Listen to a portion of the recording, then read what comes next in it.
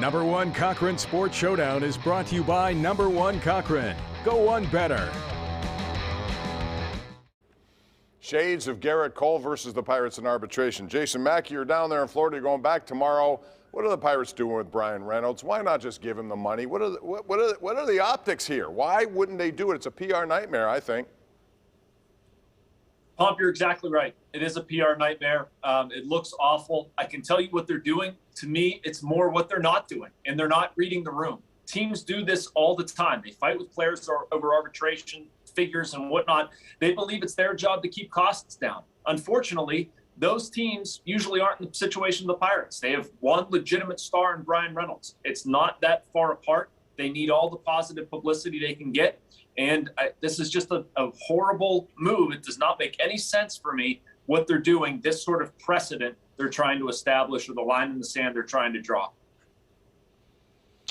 I mean, for me, the thing here is we're not talking about $600,000 in terms of what it means in an arbitration case. We are talking about the big picture of what $600,000 plus is for any major league team, knowing what kind of revenue streams comes in, and that's a drop in the bucket, and that's why you should pay it. But they don't care to pay it because they don't care about what the optics are, and they haven't for a long time.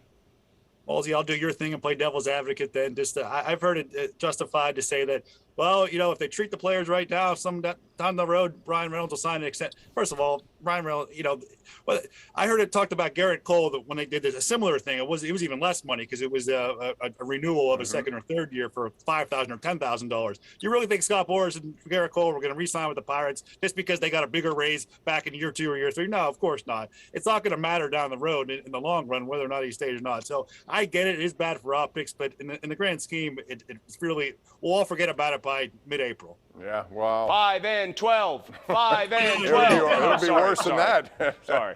All right, guys, thanks. Appreciate it. Hey, the big move in news right now is that Number One Cochran Ford has doubled down. You see, Butler County Ford is now Number One Cochran Ford, and they've teamed up with Number One Cochran's Allegheny Valley Ford store to make it twice as nice for you to buy a new Ford right now. With double the pricing power, double the selection, and double the excitement.